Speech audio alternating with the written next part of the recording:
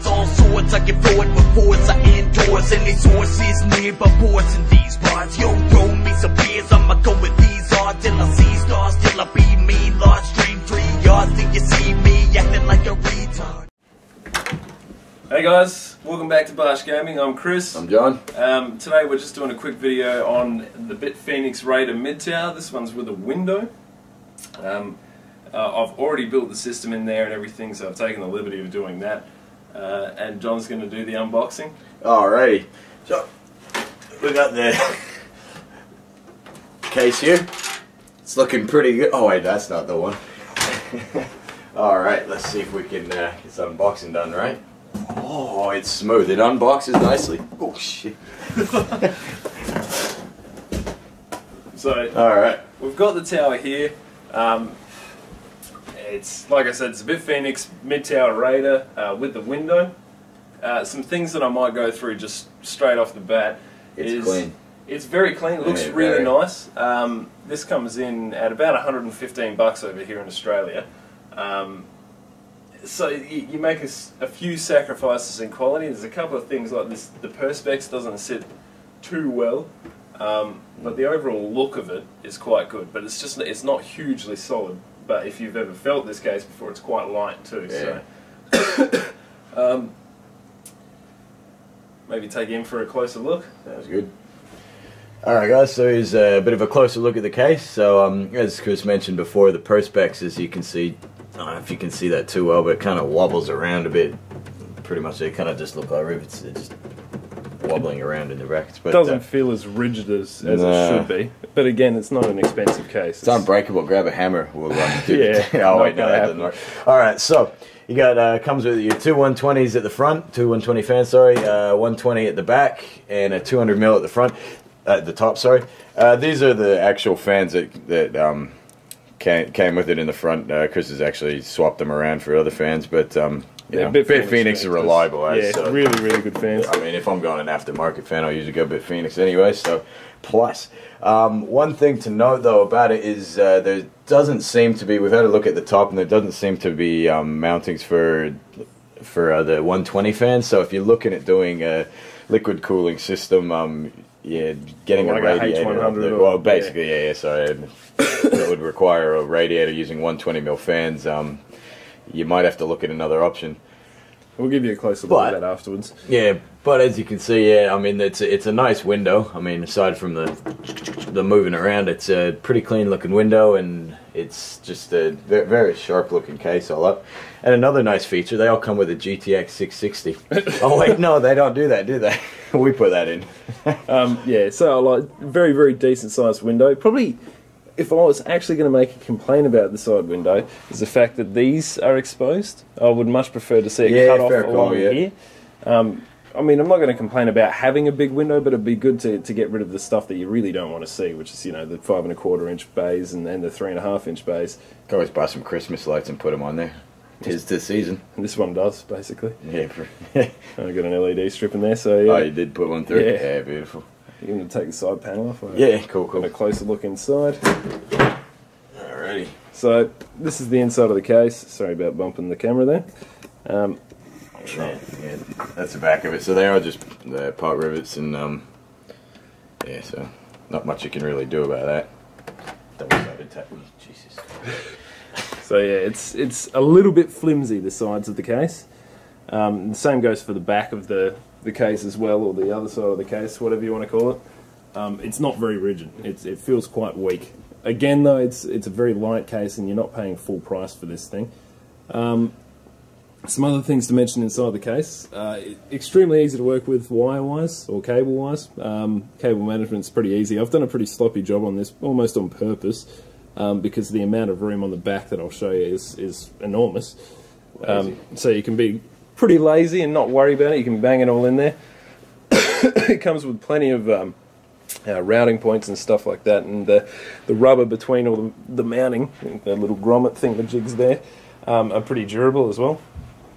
So they're pretty easy to work with. Another thing to mention as well that you may not be able to see in here, obviously because I've taken it out, is that it does support 6 3 1/2 inch bays. It comes with like a side bracket that you have to take off. Yeah, so obviously I've removed that. just to make it look a little bit cleaner, a little bit easier for airflow and stuff. However, I'll zoom in. Another minor complaint about the case. If you guys are running a motherboard like this one here, granted it's a MATX board, so it's a small one, but that top PCIe slot, if you have a longer graphics card than what I do in here, you're going to run into, quite literally run into the side of the mounting for the extra 3.5-inch bays, which could be a real issue for someone who's got maybe a 680 or a 7970 or 6990, GTX 590, something like that. That's going to be a major issue.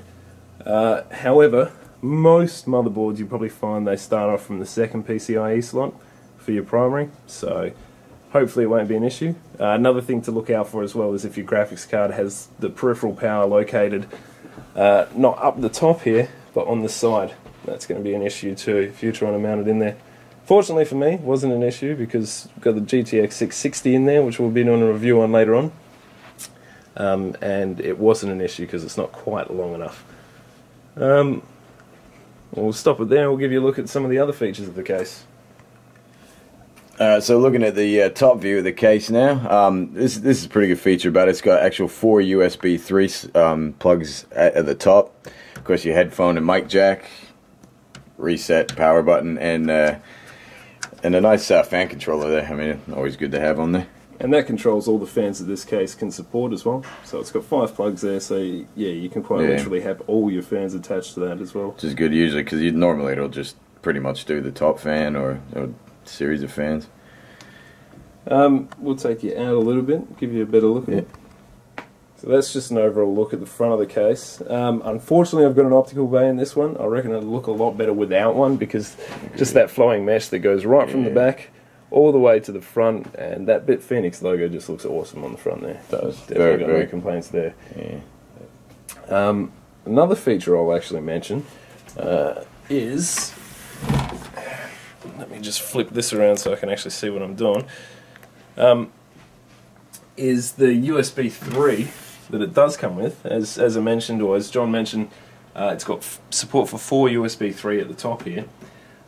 We've only got one USB 3 header on this board here, so we've got one plugged into the USB 3, and it comes with reverse compatible on both the USB 3 headers, so you can actually plug in USB 2 as well.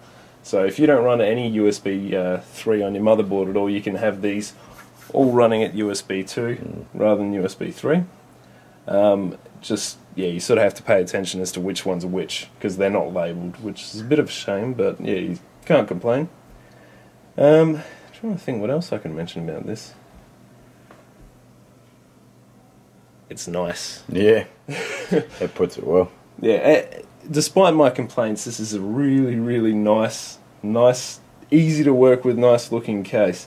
Comes with dust filters all over the place. You've got one that comes out of the side here if you ever choose to have a bottom mounted fan, which I personally don't, but then obviously you've got your PSU one. There's ones at the front that uses like a mesh sort of thing, which is a little bit harder to work with, but you can always easily blow it out. Let's have a look at the back of the case. Actually, hold on, while we're there, sorry guys, having a look at the top of it. Like John mentioned, there's no, sorry, I can't lift it up much higher than that. There's no 120 support here at all. Okay, so it's a 200, and it looks like it doesn't look like you could just a 200, and that's it, pretty much. Yeah, I don't think you could get much else than that. No, it's got a lot of room in the top here, which is a bit of a confusing sort of thing. If it doesn't support anything else but a 200, don't know why they'd have so much room up the top here. Needless to say, look, with a bit of modding yourself, you could easily do it. Yeah. If you're handy at that kind of thing, just get your drill out and drill some mounting holes for the 120mm fans, because there is plenty of room up the top here. It's a giant empty space up here. Take you back out again. And have a look at the back of it. So as you can see, I've left an absolute mess on the back here, yet I haven't had any problems putting the side of it back on, which is pretty impressive. Working space there. Give me a sec, guys, I'm just going to get my tape measure. Do it. Sorry about that, guys. It's a bit of a crisis trying to find some sort of measuring We device. found the tape measure. It measures up to about 23 mil of space in the back here, which is an enormous amount of room. heaps. That's really good. Like I said, you know, I've put almost no effort into this whatsoever, yet don't have any trouble putting the side panel on. Yeah, so you got a lot of working space back there to Yeah, absolutely. solder those cables up. Don't know what really else needs to be said about this. We'll spin around to the back now and have a look here. That's pretty standard though. You can mount your PSU either way, upside down, right way around, whichever way you have it. Got your two rubber grommets here. Actually, something I should have mentioned, there's a USB 3 pass-through here. If you decide to get one of those connections, so you have, let's say you've got no USB 3 header on your motherboard, or you only have one and you want to be running USB 3 on all of the ports up here, you can use the pass-through and get one of those connections that convert it from being a USB 3 header from the motherboard to two USB 3 ports. You can do that and you can route it through the side without interrupting the window on the side here, which is pretty cool. So they definitely haven't left it without thought. Yeah, everything else is very standard. So you got 2, 4, 7 PCIe slots. So it's mid-tower, not standard ATX sort of thing. Yeah, pleasure to work with. Like I said, a little bit flimsy, and that Perspex, not overly happy about that. Still a decent sized window. All in all, though, can't really say too much negative about it. I mean, it's couple downfalls, but all in all, it's actually quite an impressive case. I would say for its price, it's a very impressive Absolutely. case. So yeah, if you're looking around this price range, Mid-range price. But yeah, it looks more than that though. Certainly keep this one on your list if you're talking about that kind of price range. Definitely, and BitFenix has always been quite reliable and trusty name. Yes, I'm always excited to get hold of a BitFenix product. Yeah, I think that pretty much wraps it up. Yeah, I think so. Thanks for tuning in to Barsch Gaming, guys. Alright, go. See you guys. Later.